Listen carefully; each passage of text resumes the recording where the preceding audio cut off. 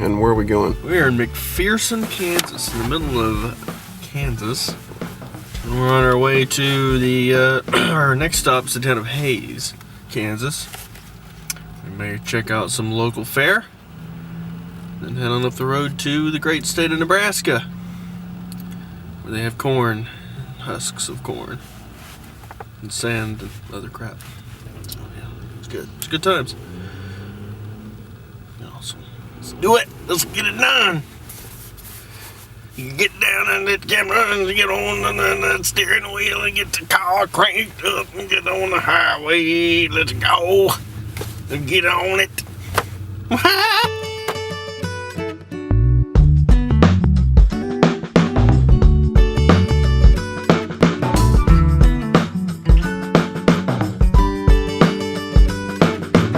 Certain minerals, based on their crystalline structure, will actually emit light when they're exposed to ultraviolet light. It's called phosphorescence. Different minerals phosphoresce at different wavelengths, which make different colors. The colors are associated with the types of mineral.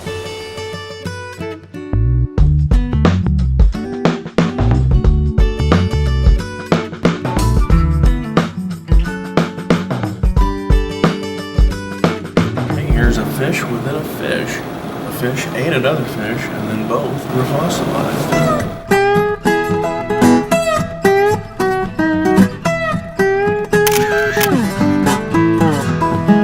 Okay, what's going on? Where are we? Well, we're driving through southern Nebraska. It's a lot of farmland, the rolling hills. It's a little bit more pastoral than Kansas we just left. Nice place, Nebraska. Only corn huskers. And corn here. Just crossed the Republican River not long ago. We'll soon be coming up to I-80. And then the plan is to jump on I-80, head west towards the Wyoming state line. And see what cool things await us out there. You should also mention that it's boring. It's not boring. It's fascinating. It's a little boring.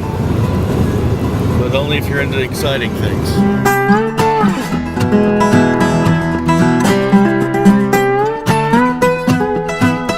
We are in Olay's restaurant, Big Game Bar, Steakhouse, in Paxton, Nebraska. What are you eating? Chicken fried steak. That's good. I don't seem thrilled. It is good.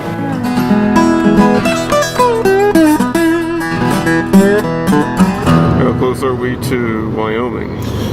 Well, we're about 40 miles or so from Wyoming. Driving through the North Platte River Valley, which is cut down through the Cretaceous rocks deposited in the Cretaceous Interior Seaway. A lot of these cliffs, which are exposed here, have been eroded by the Platte River into a series of bluffs, including Scotts Bluff, after which the town of Scotts Bluff was named. Another famous landmark here that Oregon Trail pioneers used was called Chimney Rock. It's an erosional spire. Remnant left of this bluff was eroded away. The rest of the cliff eroded away and left that there, sticking out. So you can go see those things, the Oregon Trail and all the good stuff that passed through this little valley.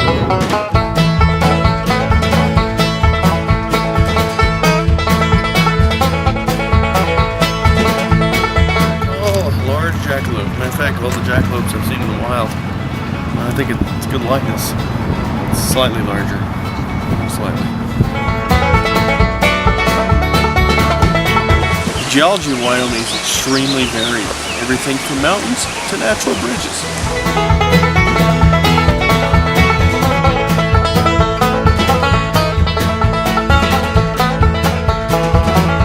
We're heading up into the Bighorn Mountains, west of Buffalo, Wyoming. Archaeologist Devin Dennie. We're driving. Going to be touring us, giving us a tour to a site and some pictographs and remains of ancient humans. Indeed. It'll be the best day of your life. We'll also see lots of good geology and rocks, rivers, wildlife. Excellent along the way.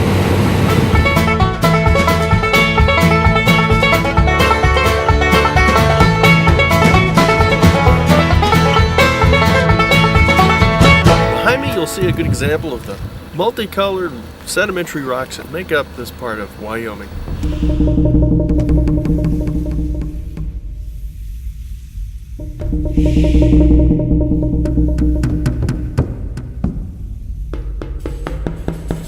Medicine Lodge Creek is a great place to see the interplay between Earth's geologic past and our ancient human past through the study of archaeology. Here, you can see petroglyphs that were left by ancient peoples which populated this place for thousands of years. And why they came to this place is in part because of the geology.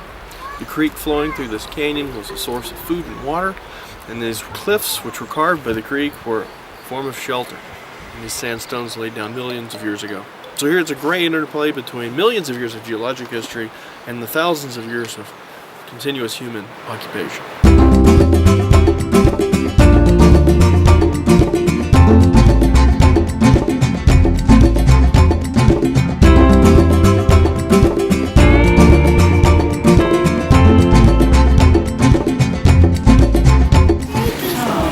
Cheeseburger. This is actually video. Cheeseburger. Cheeseburger, that's what I'm having. Cheeseburger. So the bride's Hungry. Put your camera down.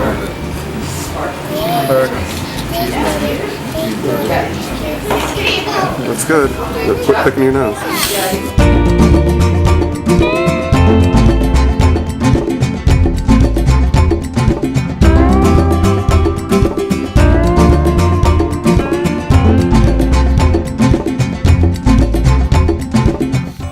Paleontologists look at dinosaur footprints for information on the anatomy of a dinosaur, how it carried itself, how fast it moved, and all sorts of information can be derived from a set of footprints.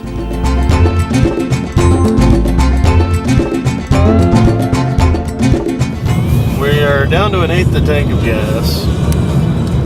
We are climbing a mountain pass towards a mountain pass that may be or may not be closed to travel.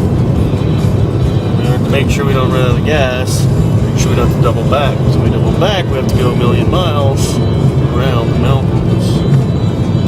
We're hoping that the road is open and we can get through to a gas station. Who planned this route? Don't point fingers. I guess I did. We can't let that spoil our opportunity to view stuff. How far?